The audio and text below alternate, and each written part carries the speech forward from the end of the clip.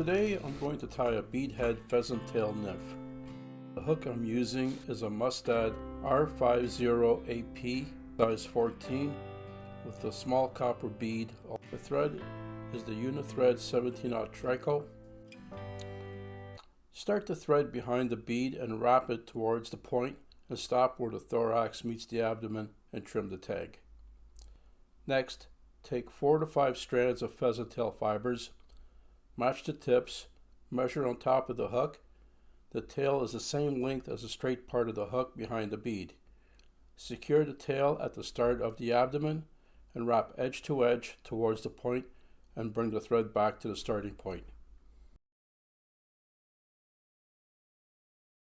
Next, take another 4 or 5 strands of pheasant tail fibers and trim the tips.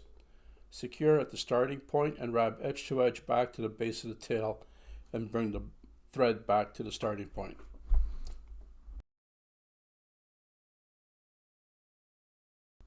Next, take the fine copper wire and secure it under the hook all the way back to the base of the tail and bring the thread forward.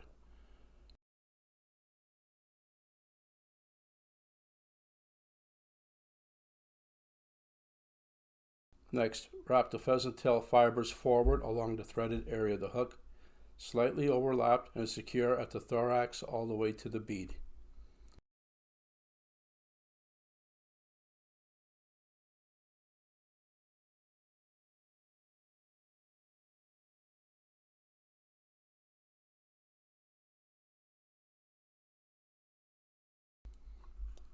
Next, wrap the copper wire over the pheasant tail body 4 or 5 wraps, slightly angled and evenly spaced, and secure the same way as the pheasant tail. Trim the excess wire and build up the thread.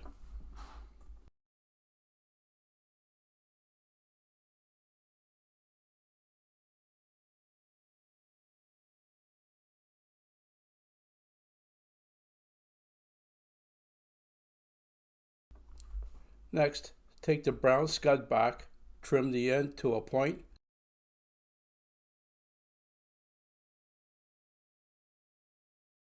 secure the point behind the bead and wrap edge to edge back towards the thorax, stretching the scud back while you're wrapping. Next, wax the thread, add the hare's ear dubbing, add the dubbing twister, double over the thread and spin to secure the dubbing and brush it out. Next, switch to a hackle plier, wrap forward going towards the bead. Secure behind the bead and trim the excess and brush out the dubbing. Next, take the brown hen hackle, peel away the fibers at the bottom of the stem and trim a small section of the hackle for the legs. Secure the legs behind the bead and trim the excess.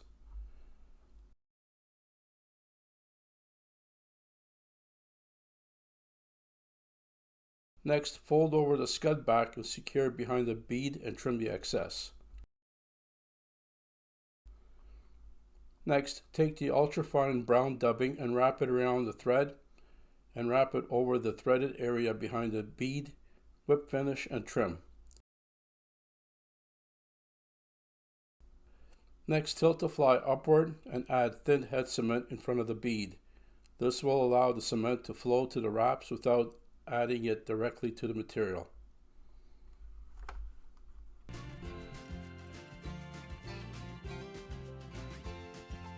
Thanks for watching. If you enjoyed this video, subscribe and hit the like button to see more fly tying videos.